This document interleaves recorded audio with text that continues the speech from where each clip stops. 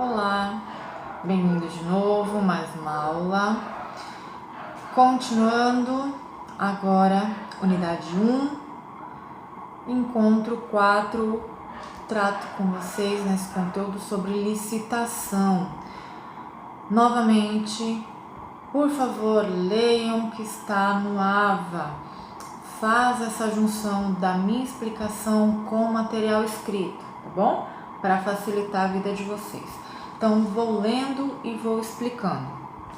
Já antecipando, licitação Lei 8.666/93 e Lei 10.520 de 2002. Gente, licitação, a lei de licitação, ela é complicada.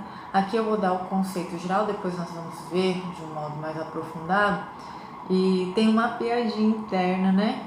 Não é à toa que é a lei 666, porque realmente...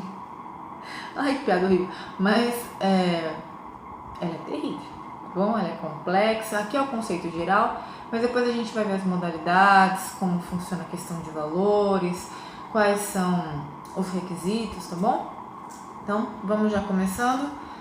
Conceito é um procedimento administrativo que prepara a celebração de um contrato administrativo, escolhendo a melhor proposta para o interesse público. Pessoal, melhor proposta não significa a mais barata, ok? Significa melhor investimento, né? Menor custo, com menor benefício, com melhor vantagem, tá bom? Objetivo, vou seguindo aqui junto com vocês de acordo com o material que eu coloquei.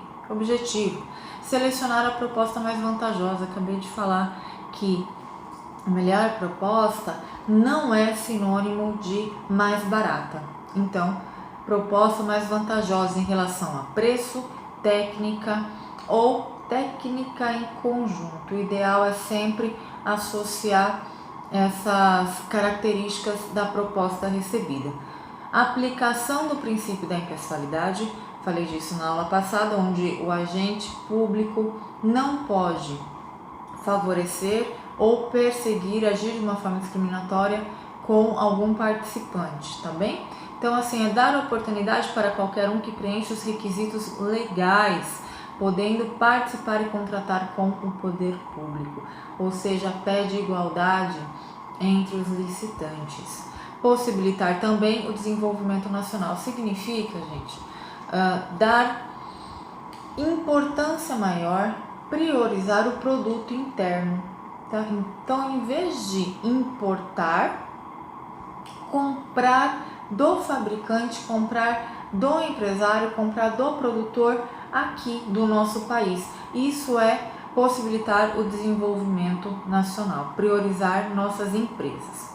Sujeitos à licitação. Quem deve licitar?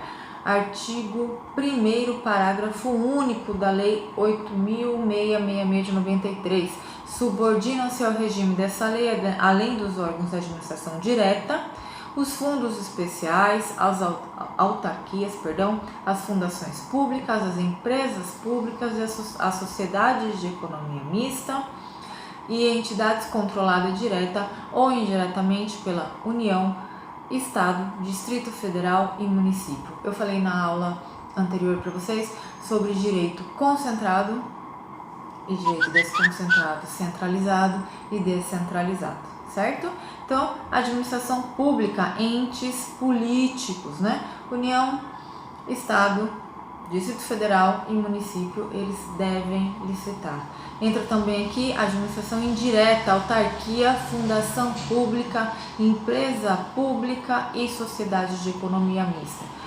Que significa que tem dinheiro público. Lembrem da Caixa Econômica Federal, certo? Banco do Brasil, ela é pública. Caixa Econômica, sociedade de economia mista, tanto público quanto privado. Dessa forma, devem licitar. Licitação serve para contratação de obras, serviços, compras e alienação, observando os princípios da administração pública. Lembra, eu falei os 5 norteadores? Limpe, legalidade, impessoalidade, moralidade, publicidade e eficiência. Não vamos estender tanto, vamos para fundos especiais. Fundos especiais, nesse caso, o legislador ele se equivocou porque tem finalidade assistencial, certo? Exemplo, para incentivar a produção de um determinado item. É um fundo assistencial, então não há um parâmetro para necessidade de licitação. Então deve-se separar um recurso próprio para esse fim.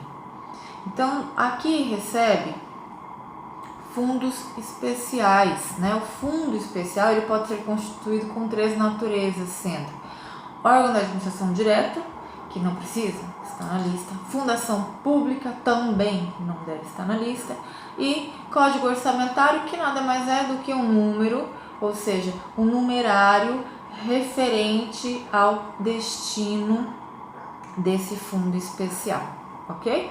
Então a gente verifica que não, já que não licita, não deveria estar nessa lista, tá bom? Foi um equívoco, mas é importante a gente trazer porque o conhecimento dos senhores deve ser amplo.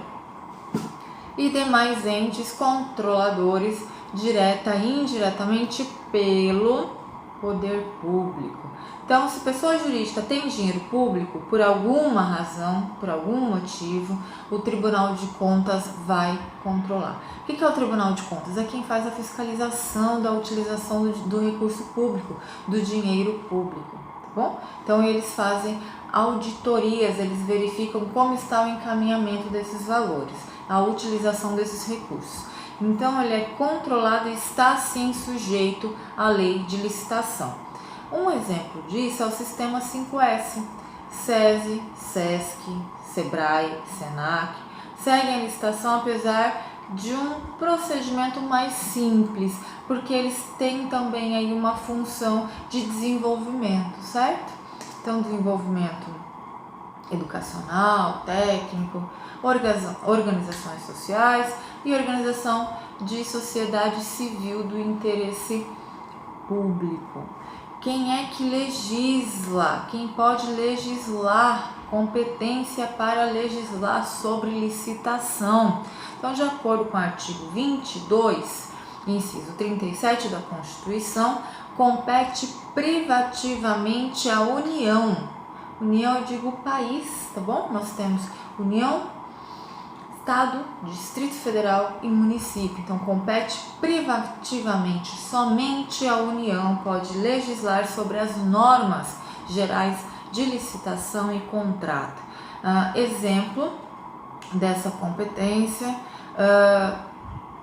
Lei 8.666, Lei 10.520, Lei 8.987 de 95, Lei do Contrato Administrativo e a Lei 11.079/04, Lei das PPS, ok? Então, essas leis são de âmbito nacional, porque quem legisla é a União e compete a todo o território nacional. Serve para todos os entes, ou de âmbito federal, quando eu digo em Distrito Federal, ok? Então, compete à União, prestem bem atenção, vou repetir de novo, compete à União, compete privativamente à União legislar sobre licitação e contrato. Senhores, isso é uma questão de prova, tá bem? Se atentem a isso. Verificar aqui mais alguma informação importante.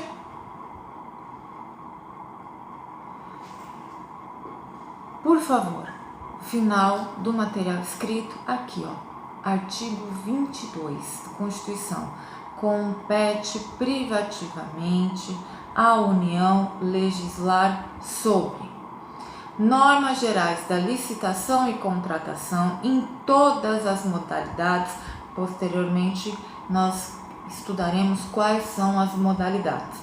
Para as administrações públicas direta, autarquia e fundacionais da União, Estado, Distrito Federal e município, obedecido o disposto no artigo 37, inciso 21, para as empresas públicas e sociedade de economia mista, nos termos do artigo 173, parágrafo 1º, inciso 3º.